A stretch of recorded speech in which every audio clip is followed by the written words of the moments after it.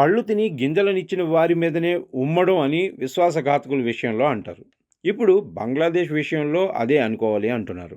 ఏ పాకిస్తాన్ పాలకుల చేతిలో నానా రకాలుగా నరకం అనుభవించి నలిగిపోయిందో ఆ దేశం ఇప్పుడు భారతదేశం పట్ల తీవ్ర వ్యతిరేకత చూపిస్తుంది. ముఖ్యంగా అక్కడి హిందువుల విషయంలో అణిచివేత విధానాలు కొనసాగుతున్నాయి. అదేవిధంగా దాడులు కూడా పెరిగిపోయాయి.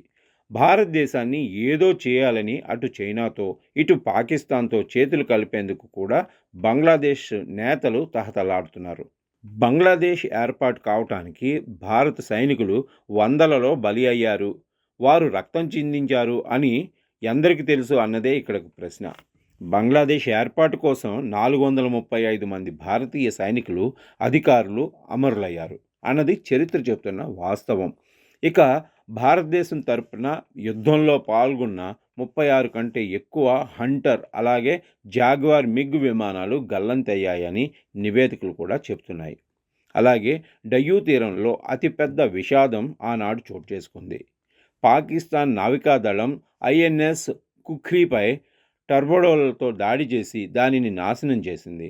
ఈ దాడిలో 136 మంది భారతీయ నావికాదళ సిబ్బంది మరణించారని, అలాగే అడ్మిరల్ సైతం తనువు చాలించారు అని కూడా చరిత్ర చెప్తుంది.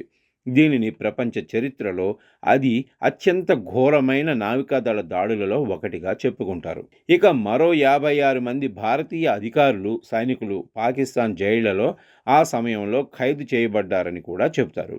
అలా బంగ్లాదేశ్ అన్న కొత్త దేశాన్ని ప్రపంచ పటంలో సృష్టించడానికి భారతదేశం అపారమైన త్యాగాలు చేసింది. ఎంతో నష్టపోయింది కూడా, మరెంతో రక్తం చిందించింది. అంతేకాకుండా బంగ్లాదేశ్ శరణార్థులను పరిరక్షించడానికి అప్పట్లో ప్రతి భారతీయుడి కుటుంబం అదనంగా ఆర్థిక భారాన్ని భరించింది కూడా అంటారు. అలా సినిమా టికెట్లపై అప్పట్లో ₹20 అదనపు ఛార్జీ విధించారని అంటారు. అలాగే రైలు ఛార్జీలను 75 పెంచితే అన్ని రాష్ట్రాలలో బస్ ఛార్జీలను రూపాయి నుంచి ₹4కు పెంచారు. ఇలా ఒక్కో భారతీయ కుటుంబం దాదాపు 30% పైగా ఆర్థిక భారం మోస్తే బంగ్లాదేశ్ శరణార్థులు అనబడేవారు బతికి బట్టకట్టారు. బంగ్లాదేశ్ 1971 సంవత్సరంలో కొత్తగా ఏర్పాటైంది. అన్నీ కొత్తే, ఆర్థికంగా ఏమీ లేదు. ఆ సమయంలో అతిపెద్ద పొరుగు దేశంగా భారత్ నిలిచి ఎన్నో ఏళ్ల పాటు ఆర్థికంగా ఆ దేశాన్ని ఆదుకుంది అని చెప్తారు. దాదాపు 5 సంవత్సరాల పాటు ఆకలితో నిరాశ్రయులైన బంగ్లాదేశీయులకు ఢాకాలోని ఇస్కాన్ దేవాలయాలలో ఆహారం అందించబడిందని కూడా చెప్తారు. భారత కళాకారులు ఇతర దేశాలలో కార్యక్రమాలు నిర్వహించి మరీ సుమారు $14 మిలియన్ సేకరించి బంగ్లాదేశ్కు ఆర్థికంగా అండగా నిలిచేందుకు పంపించారు. నాడు బంగ్లాల ఆకలిని తీర్చిన ఢాకాలోని అదే ఇస్కాన్ ఆలయం కొన్ని సంవత్సరాల క్రితం దహనం చేయబడి ధ్వంసం చేయబడిందని కూడా తెలిస్తే మనకు బాధ కలగక మానదు. పాకిస్తాన్ భారత్ని ద్వేషించి వేరుగా ఏర్పాటైన దేశం. బంగ్లాదేశ్ అలా కాదు. భారత్ని శరణుజొచ్చి ఆదుకోమని కోరి భారత్ అండతో ఏర్పాటైన దేశం.